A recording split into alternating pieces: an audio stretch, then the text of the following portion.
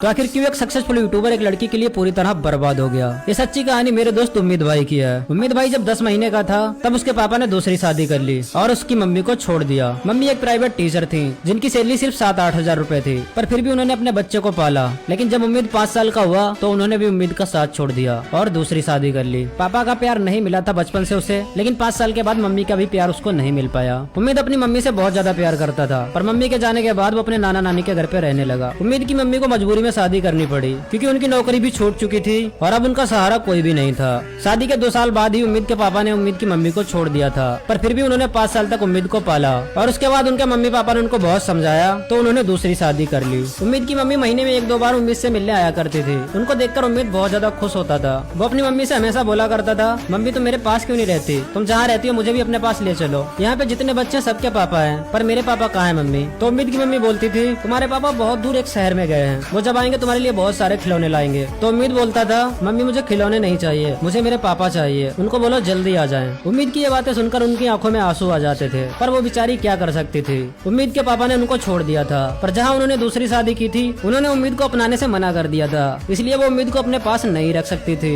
उम्मीद धीरे धीरे बड़ा हो रहा था। फिर उसके नाना नानी ने उसका एडमिशन एक गवर्नमेंट स्कूल में करा दिया, जहाँ वो डेली पढ़ने जाने लगा। स्कूल में जब भी कोई फेस्टिवल होता था तो सारे बच्चों के मम्मी पापा वहाँ पे आते थे, पर उम्मीद के मम्मी पापा वहाँ पर नहीं होते थे। यह देखकर उम्मीद बहुत ज्यादा दुखी होता था। स्कूल के सारे बच्चे उम्मीद को बहुत ज्यादा ट्रोल करते थे। वो बोलते थे, अबे इसके तो मम्मी पापा ही नहीं है। इतना ज्यादा ट्रोल होने के बाद उम्मीद ने सोच लिया था वो बड़ा होकर कुछ ऐसा बनेगा जिसकी सब लोग रिस्पेक्ट करें। और फिर कुछ सालों बाद उम्मीद 18 साल का हो चुका था। वो एक शॉप पे काम करता था, जहाँ उसने 2-3 महीने काम करके अपने लिए एक नया फोन खरीदा। उस टाइम उम्मीद के सारे दोस्त फ्री फायर खेला करते थे। अपने दोस्तों को देखकर उम्मीद ने भी अपने फोन में फ्री फायर इंस्टॉल कर लिया और वो फ्री फायर डेली खेलने लगा। वो लड़का जो मम्मी पापा से दूर रहकर हमेशा उदास रहता था, लेकिन फ्री फायर ने उसको सब कुछ भुला दिया। फ्री फायर में उसके बहुत सारे नए दोस्त बन गए, जिनके साथ वो हमेशा फ्री फायर खेला करता था और बहुत सारी बातें किया करता था। लेकिन फिर आता है 2020, जब पूरे देश में लॉकडाउन लग जाता है और उम्मीद की नौकरी छूट जाती है। और तब उम्मीद की मुश्किलें बहुत ज्यादा बढ़ जाती हैं, क्योंकि उसके पास पैसे कमाने का कोई भी जरिया नहीं बचा था। फिर उम्मीद एक दिन यूट्यूब पे देखता है बहुत सारे लोग फ्री फायर की वीडियो डालते हैं और वो वीडियो डालकर पैसे कमाते हैं। लेकिन उस टाइम अज्जू भाई, अमित भाई, ज्ञान गेमिंग, बिनसंजो, BNL ऐसे बहुत बड़े बड़े यूट्यूबर थे जो पीसी में गेम खेलते थे। तो उम्मीद ने सोचा मैं भी एक पीसी खरीद लेता हूँ। उस टाइम उम्मीद के पास 50-60 हजार रूपए थे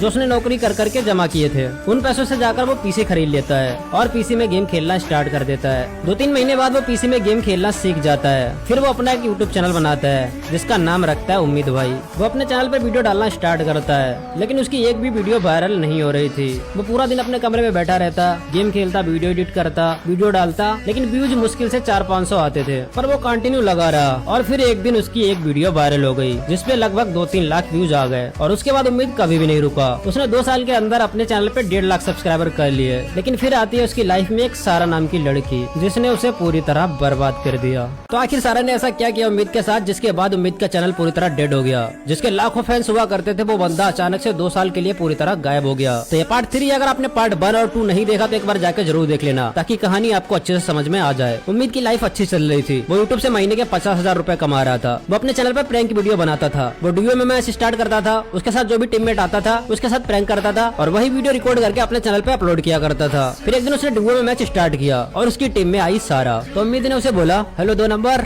माइक ऑन करो। पर सारा ने माइक ऑन नहीं किया। वो दोनों भीमा शक्ति पे उतरे, लेकिन उतरते ही सारा को एक बंदे ने दूर से नॉक कर दिया। उम्मीद ने तुरंत गुंडवाल लगा लिया और उसने बोला रिवाइव वो तभी करेगा जब वो माइक ऑन करेगी। तब सारा ने माइक ऑन किया और बोला, अबे पागल रिवाइव करो जल्दी। उम्मीद ने सारा को कभी नहीं देखा था, पर उसकी आवाज बहुत ज्यादा प्यारी थी। उम्मीद को उसकी आवाज से ही प्यार हो गया। फिर वो मैच खत्म हुआ। उम्मीद ने सारा को अपने ग्रुप में बुलाया। सारा जैसे ग्रुप में आई उसने बोला, तुम यूट्यूबर हो क्या? उम्मीद ने कहा, हाँ मैं एक छोटा मोटा यूट्यूबर हूँ। सारा ने उम्मीद का यूट्यूब चैनल चेक किया तो उस पे 1,50,000 सब्सक्राइबर थे। उस टाइम पे 1 लाख सब्सक्राइबर करना बहुत ज्यादा मुश्किल हुआ करता था, पर सारा को इससे कोई भी फर्क नहीं पड़ता था। उसे वो लड़का मिल चुका था जिसके साथ वो जी भर के खेलना चाहती थी। सारा ने उम्मीद से बोला, तुम मेरे फ्रेंड बनोगे क्या? उम्मीद ने कहा, हाँ बिल्कुल, तुम्हारे फ्रेंड जरूर बनेंगे, तुम्हारी आवाज बहुत ज्यादा प्यारी है। पर उम्मीद को ये नहीं पता था कि ये प्यारी आवाज उसको बर्बादी के रास्ते पे ले जाएगी। वो दोनों डेली साथ में गेम खेलने लगे। धीरे धीरे दोस्ती उनकी प्यार में बदल गई। एक दूसरे के साथ नंबर शेयर हो गए और फिर वो दोनों एक दूसरे से बात करने लगे। लेकिन फिर सारा ने उम्मीद के साथ कुछ ऐसा किया जिसके बाद उम्मीद पूरी तरह टूट गया।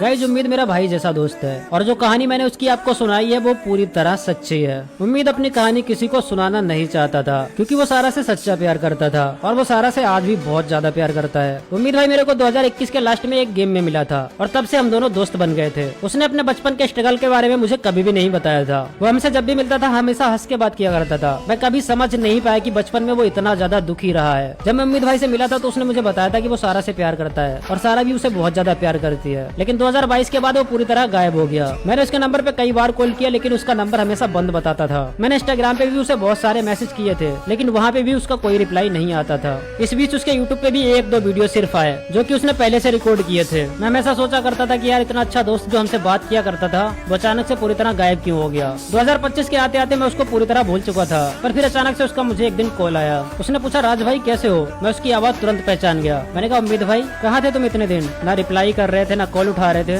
तो उस दिन मुझे उसने अपनी ये सारी कहानी बताई थी। आप लोग यकीन नहीं करोगे मैं उसकी कहानी सुनकर पूरा इमोशनल हो गया था। उस बंदे का बचपन बहुत मुश्किलों में बीता था पर आज वो उसी सिचुएशन में फिर से आ चुका है। जब तक उसके पास बहुत सारा पैसा था तब तक सारा उसके साथ प्यार का नाटक करती रही, पर अब उसके पास ज्यादा पैसे नहीं है तो सारा ने एक पैसे वाले लड़के से शादी कर ली है। जिस लड़की के कहने पे उसने अपने सारे दोस्तों को छोड़ दिया, यूट्यूब छोड़ दिया। लेकिन जब उस बंदे की इनकम बंद हुई तो उस लड़की ने उसे ही छोड़ दिया। जब मैं उस बंदे से मिला था उस बंदे ने मुझे बहुत चीजें सिखाई थी। यूट्यूब पे कैसे वीडियो बनाते, कैसे काम करते हैं, उस बंदे से मैं बहुत चीजें सीखा हूँ। मैं कसम खा के बोल रहा हूँ अगर आप उस बंदे से मिल लोगे तो भाई खुश हो जाओगे। वो तुमसे ऐसे बात करेगा जैसे वो तुम्हारा बड़ा भाई हो। वो तुमको बहुत चीजें सिखाएगा। उस बंदे में 0% ईगो